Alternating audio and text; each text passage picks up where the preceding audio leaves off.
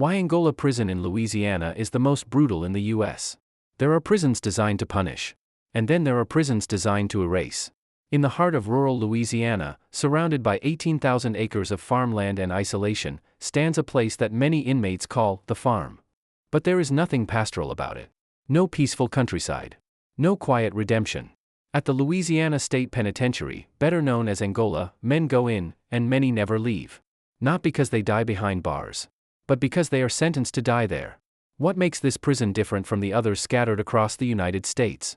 Why do former inmates, correctional officers, and even wardens quietly admit that something about Angola feels heavier, older, harsher? To understand that, you have to go back to where it began. And what Angola was built on is darker than most people realize. The land Angola sits on was once a plantation. In the 1800s, it was worked by enslaved people brought from Africa. The plantation was named Angola after the country many of those enslaved men were taken from. After the Civil War, the system didn't disappear. It evolved. Louisiana began leasing prisoners, many of them black men arrested for minor or fabricated offenses, to private landowners. They were forced to work the same fields, under armed supervision, in conditions that historians describe as worse than slavery. Because unlike enslaved people, prisoners were considered replaceable.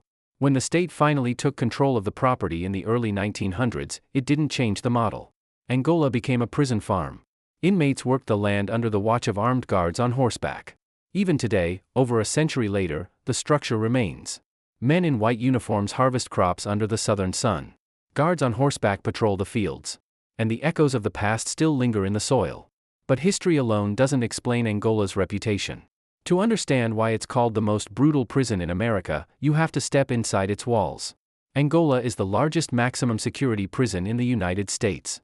It houses more than 6,000 inmates. The majority are serving life sentences. In Louisiana, a life sentence often means exactly that. No parole. No release. No second chance. Nearly 75% of the men inside Angola are expected to die there. Imagine living in a place where the future does not exist. Where time is not measured in years remaining, but in years survived. What does that do to a person? Inside Angola, there are no illusions. New inmates learn quickly that survival depends on understanding the rules, both written and unwritten. And those unwritten rules can determine whether you make it through your first year. Daily life at Angola begins early. Before sunrise, lights snap on. Count is conducted. Breakfast is served in large halls where tension hangs in the air like humidity. There are no small populations here. Some housing units contain hundreds of men in open dormitory-style rooms. Privacy doesn't exist. Weakness is noticed. Respect is currency.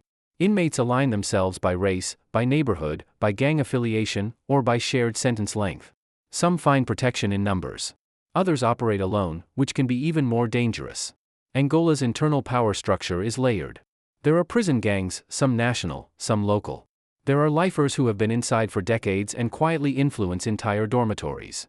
And there are inmate trustees who work special jobs and gain privileges others don't have. In a place where hope is limited, power becomes everything. But power inside Angola hasn't always belonged to inmates. In the 1970s and 80s, Angola was infamous for violence, not just between prisoners, but from guards toward inmates. Federal courts once described conditions there as unconstitutional. Brutality, stabbings, unchecked beatings. The prison was compared to a bloodbath. What changed? And did it really change at all? In 1972, a federal judge ruled that conditions at Angola violated the Constitution. The prison was overcrowded, understaffed, and violent beyond control. Reforms were ordered. Leadership changed. Policies shifted. Over time, Angola transformed into what some officials describe as a model of prison management. Violence statistics dropped. Educational programs expanded. A theological seminary was introduced inside the prison walls. But critics argue something else happened. The brutality didn't disappear. It became quieter. And in some ways, more psychological. Because what could be more brutal than a sentence with no possibility of release? At Angola, aging is visible. The prison has one of the largest populations of elderly inmates in the country. Men in wheelchairs navigate hallways built for younger bodies. Cancer treatments are administered behind razor wire. Hospice programs operate inside maximum security units. For many, Angola is not just a prison. It is a final address. And that reality shapes the atmosphere in ways outsiders rarely understand. When a man knows he will never leave, his behavior changes. Some become disciplined, focused on routine, clinging to structure. Others lose control. What happens when someone with nothing to lose feels disrespected? What happens when a conflict cannot be solved by walking away, because there is nowhere to walk? Solitary confinement at Angola is known as the hole. Inmates who violate rules, or are suspected of gang activity, can be placed in isolation for weeks, months, sometimes years. 23 hours a day inside a small concrete cell. Minimal human contact. Limited sunlight. Former inmates describe the hole as a place where time dissolves. Conversations happen through steel doors. Mental health deteriorates quietly. The mind begins to turn inward. Some men adapt. Others unravel. And the psychological toll of isolation adds another layer to Angola's reputation. But the brutality of Angola isn't only found in punishment. It's embedded in its environment. Angola is still a working prison farm. Inmates plant, harvest, and maintain thousands of acres. They raise cattle. They process crops. They perform industrial jobs within prison facilities. The pay? Often measured in cents per hour. The labor is justified as vocational training. But critics point to the imagery: armed guards on horseback overseeing mostly black inmates working fields on former plantation land. The symbolism is impossible to ignore. And yet, for some inmates, field work is preferable to confinement inside dormitories. It provides movement, sunlight, a break from internal tensions. Survival at Angola is about choosing the least damaging option. Even if none of the options are good. There are rules inside Angola that no handbook explains. Never ask another man about his crime unless he offers it. Never borrow what you cannot repay. Never show fear during confrontation. And never interfere in someone else's dispute. Breaking these rules can cost more than privileges. It can cost safety. Over the decades, Angola has housed some of the most violent offenders in America: serial killers, gang leaders, individuals convicted of multiple homicides. But here's the uncomfortable truth: inside Angola, your crime matters less than your conduct. A man convicted of murder who follows internal codes may face fewer threats than someone convicted of a lesser offense who violates respect norms. Reputation is everything. And reputation is built daily. But Angola's story wouldn't be complete without addressing one of its most controversial chapters. A chapter that still sparks debate today. In the early 1970s, 3 inmates, Herman Wallace, Albert Woodfix, and Robert King, became known as the Angola Three. They were placed in solitary confinement for decades following the murder of a prison guard. Supporters claimed they were targeted for organizing within the prison and for their political affiliations. The state maintained they were responsible for the killing. What is undeniable is this: 2 of the men spent over 40 years in solitary confinement. 40 years in near-total isolation. The case drew international attention. Questions were raised about evidence, fairness, and the psychological consequences of long-term isolation. For some, the Angola Three symbolize injustice. For others, they represent accountability for violence. Either way, their story forced the nation to look closer at Angola's practices. And it raised a deeper question: can a prison built on the land of a plantation ever fully separate itself from that legacy? Today, Angola markets itself differently. There are educational programs, inmate-led ministries, rehabilitation initiatives, a prison rodeo that draws thousands of visitors each year. Yes, a rodeo. Twice a year, Angola opens its gates to the public for a massive event where inmates participate in rodeo competitions, sell crafts, and perform music. To some, it's proof of reform. To others, it feels surreal. Men serving life sentences competing for prize money in front of cheering crowds. Is it opportunity? Or spectacle? The answer depends on who you ask. But even during rodeo weekends, the reality doesn't change. When the crowds leave, the gates close. And the men inside return to their routines. Because Angola doesn't end when the event is over. It continues every day. Quietly. Relentlessly. One of the most sobering realities of Angola is its hospice program. Inmates care for fellow inmates who are dying. They bathe them. Feed them. Sit beside their beds during final hours. In a place defined by punishment, there exists a strange form of compassion. But even that compassion unfolds within locked doors. There is no release on deathbeds for most of these men. They are buried in prison cemeteries. Wooden markers. Numbers instead of names in earlier decades. This is what a true life sentence looks like. And it forces a question that doesn't have an easy answer. Is Angola brutal because of violence? Or because of permanence? Angola is not the most violent prison in America today. Statistically, other facilities may report higher assault rates. But brutality isn't always measured in numbers. Sometimes it's measured in time. In isolation. in generational trauma carried through a place built on forced labor. Angola is brutal because it confronts inmates with finality. Because it sits on land heavy with history. Because thousands of men wake up every morning knowing that this is where their story ends. And perhaps the most unsettling part isn't what happens inside its fences. It's that Angola continues to exist exactly as designed. A prison meant not just to confine, but to endure. Long after the men inside it are gone. And once you understand that, the silence surrounding Angola feels louder than any riot ever could. There is something about isolation that reshapes a place. Angola sits at the end of a long road in West Feliciana Parish, surrounded on three sides by the Mississippi River. It was designed this way. Natural barriers limit escape. Distance limits oversight. By the time you reach the prison gates, you've already been separated from the rest of the world. That separation doesn't just affect inmates. It affects the staff. Many correctional officers who work at Angola grew up nearby. Some have parents or grandparents who also worked there. For generations, the prison has been one of the largest employers in the region. The lines between the prison and the surrounding community blur. When your livelihood depends on a facility designed for permanent confinement, how does that shape the culture inside? That question lingers in quiet corners of Angola's administration buildings. And it becomes more complicated when you look at who holds authority behind the fences. For decades, Angola's leadership cultivated a reputation for control. After the federal court interventions of the 1970s, wardens focused on stabilizing violence. Strict discipline. Clear hierarchy. Incentive-based privileges for compliant behavior. The strategy was simple: structure reduces chaos. In many ways, it worked. Open dormitories replaced older cell blocks in certain areas. Inmates who followed rules gained access to better jobs, educational classes, or trustee positions. Faith-based programs expanded, including a seminary that trained selected inmates as ministers within the prison. Supporters argue this transformed Angola from a place of unchecked brutality into a tightly managed system where violence is contained. But structure can also mean surveillance. Every movement is monitored. Every interaction observed. Cameras, counts, shakedowns. Inmates learn quickly that Angola runs on order. And order is enforced without hesitation. What happens when someone challenges that order? Discipline at Angola is formalized. Rule violations can result in loss of privileges, reassignment to less desirable housing, or transfer to administrative segregation. In more serious cases, inmates are placed in extended lockdown. Segregation units are quieter than the main dormitories. Conversations are muffled. Time slows down. Former inmates describe a sensory shift when entering segregation.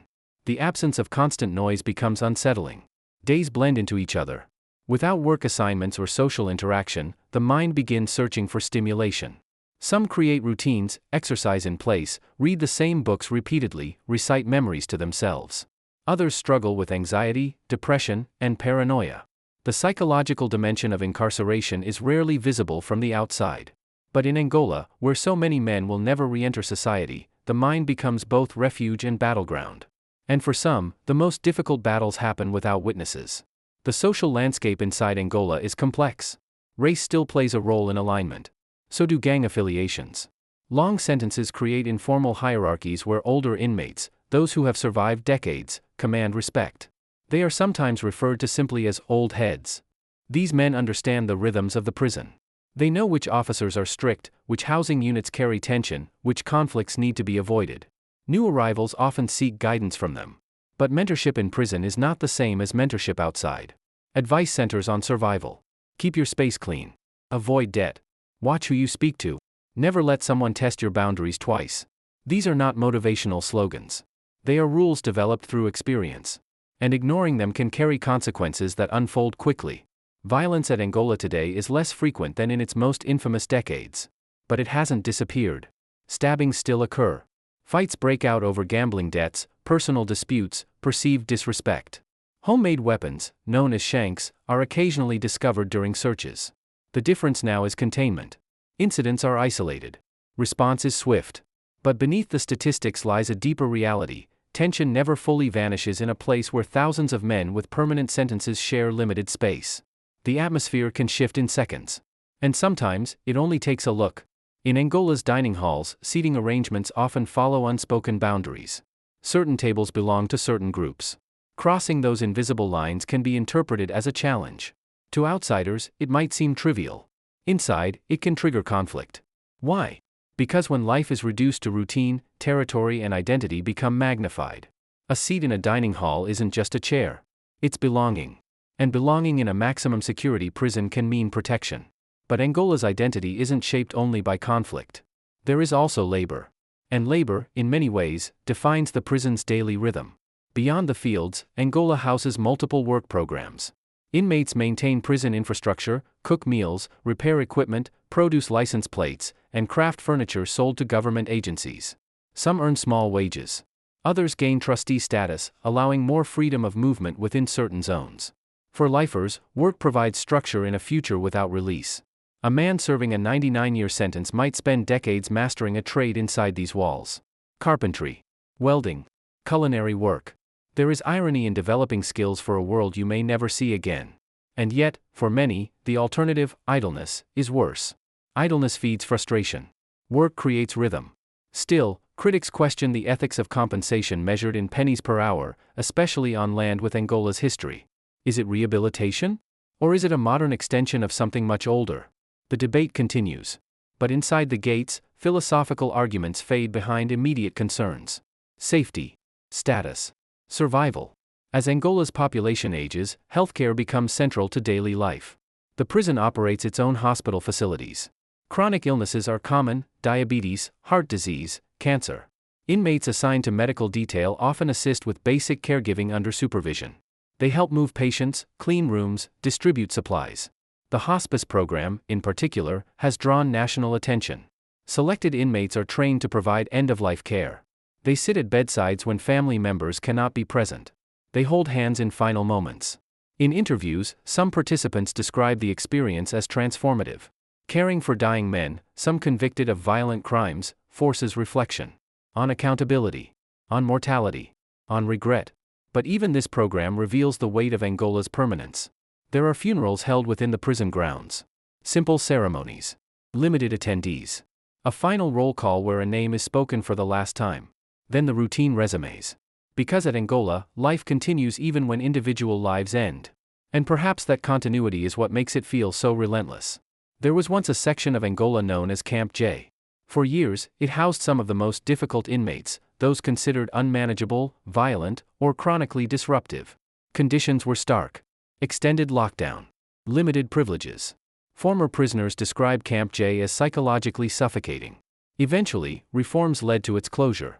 Officials cited changing correctional strategies and budget considerations. But stories from Camp J linger in Angola's oral history. They are told quietly. About months spent without meaningful human contact. About men who emerged different than when they entered. Camp J may be closed. But its memory reinforces Angola's reputation. Because prisons are not defined only by what exists today. They are defined by what they have been willing to do. And Angola's past is long. Then there is the rodeo. Every October and April, Angola hosts what it calls the largest prison rodeo in the country. Inmates volunteer to participate in events ranging from bull riding to less traditional competitions. Craft booths line the arena perimeter. Visitors purchase handmade artwork, leather goods, paintings. For a few hours, Angola feels almost festive. Music plays. Families walk through designated areas. Children watch from bleachers.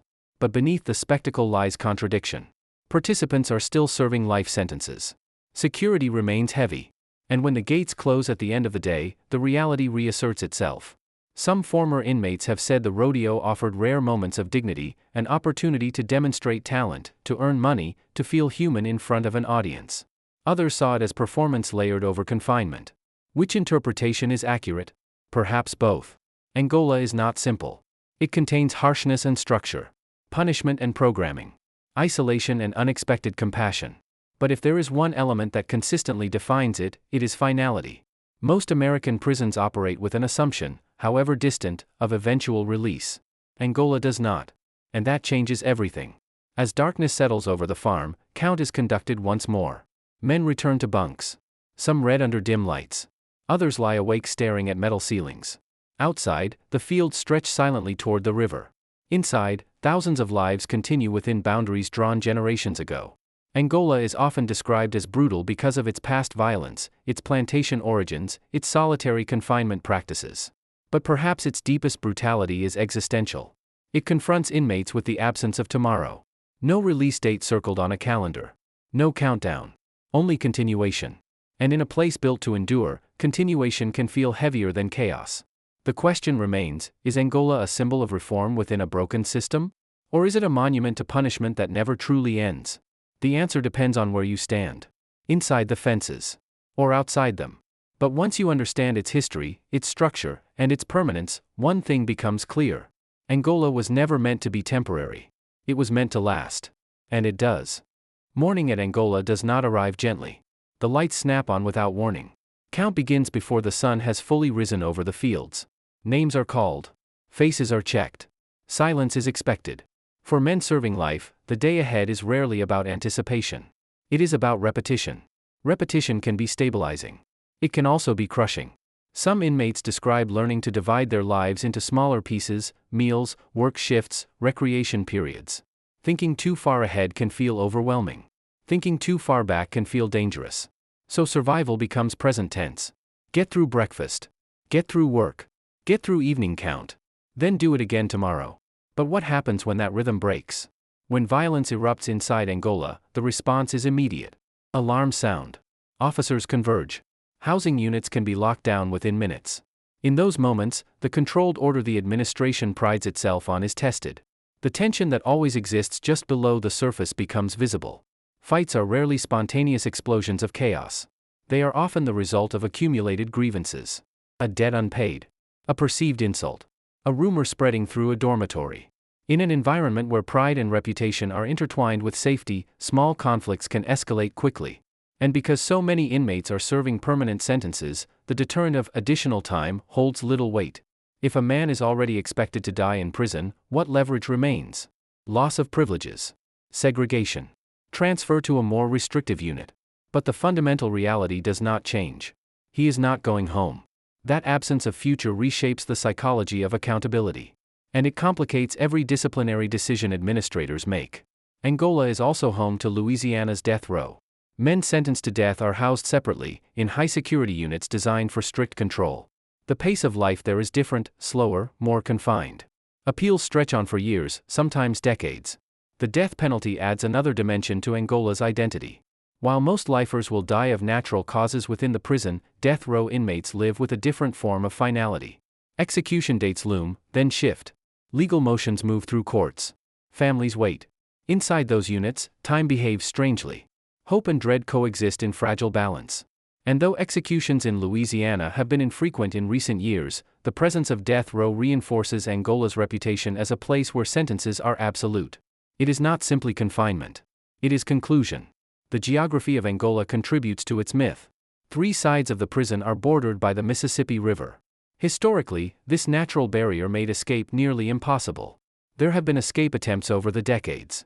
Most ended quickly. The combination of water, armed patrols, and remote farmland created a kind of natural fortress. Inmates understand this reality. Angola is not a place you run from. It is a place you endure. That understanding influences behavior in subtle ways.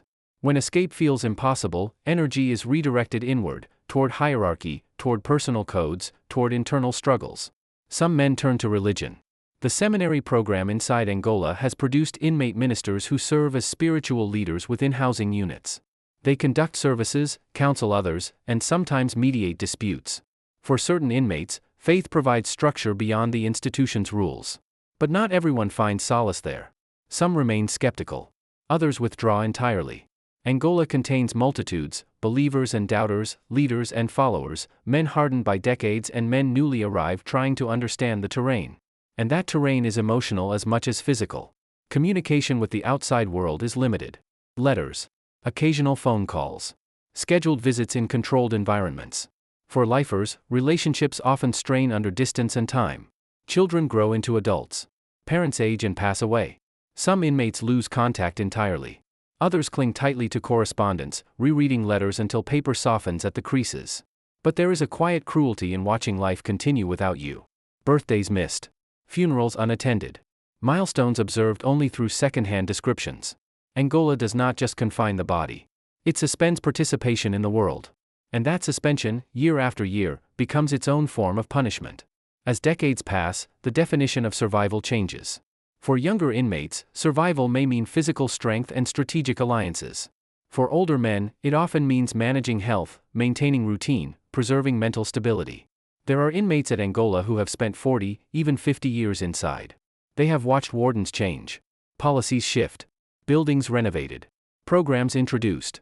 They have seen younger men arrive angry and leave in coffins. When asked what Angola does to a person over that length of time, some former inmates speak not of violence but of erosion. Dreams shrink, ambitions narrow. The outside world begins to feel abstract. And eventually, some stop imagining it at all. That is a different kind of brutality. Not explosive, not headline-grabbing, but gradual, persistent. There is a cemetery on Angola's property. In earlier decades, some graves were marked only with numbers. Today, more formal markers exist, but the symbolism remains stark. Men who entered as teenagers or young adults are buried within the same land that confined them for decades. No highway signs point tourists here. No public tours highlight this section. Yet it is perhaps the most honest representation of what Angola represents. A closed loop. Entry. Confinement. Burial. For critics of mass incarceration, Angola stands as a physical manifestation of sentencing policies that prioritize permanence over rehabilitation. For supporters of strict sentencing, it represents accountability for severe crimes. The tension between those perspectives is unresolved. And Angola continues operating within that debate. Inside the chapel, voices rise in song. In these moments, Angola feels almost contemplative. Men who have committed serious crimes stand shoulder to shoulder, eyes closed, hands raised or clasped.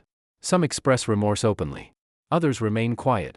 Redemption is a complicated word in a place built for punishment. Can a man change if the system does not anticipate his release? Is transformation meaningful if it unfolds entirely within walls? For those who participate in educational programs or spiritual counseling, the answer is often yes. Change, they argue, is not solely about freedom. It is about internal reconciliation. But Angola's structure does not promise external reward for that reconciliation. The gates remain closed. The sentences remain intact. Which raises a difficult question. If a prison is designed primarily for incapacitation rather than reintegration, how should we measure its success? By reduced violence? By cost efficiency? By moral transformation? There is no single metric. And that ambiguity adds to Angola's weight. In the end, Angola's brutality is not confined to one era. It is layered. The plantation history beneath its soil. The decades of unchecked violence that once defined it. The long-term solitary confinement cases that drew international scrutiny. The reality that most men inside will never walk free. Brutality can be physical. It can be psychological. It can be historical. At Angola, it is all three. And perhaps the most unsettling truth is this: Angola does not rely on chaos to maintain its reputation. It relies on permanence. On a system designed to outlast individual lives. As night deepens over the Louisiana farmland, thousands of men settle into bunks knowing tomorrow will mirror today. There will be count, work, routine, silence. For some, decades remain. For others, only months. But for nearly all, the gates will never open outward. And that is why Angola is remembered not just as a prison, but as a place where time itself becomes the sentence. A place built to endure. Long after the echoes of footsteps in its corridors fade. Angola is more than a prison. It is a reflection of history, policy, punishment, and permanence woven into one isolated stretch of Louisiana farmland. Behind its fences are men who will never leave. Some are defined by the crimes that brought them there. Others by the decades they've survived inside. But the institution itself continues, steady, controlled, unyielding. Whether Angola represents necessary accountability or the harshest edge of mass incarceration depends on perspective. What cannot be denied is its weight. A place built on plantation land. A prison where most sentences end in a cemetery. A system where time, not chaos, delivers the final verdict. And long after the lights go out in those dormitories tonight, Angola will remain, silent, enduring, and unchanged. The question is not just what Angola says about the men inside. It's what it says about the system that built it.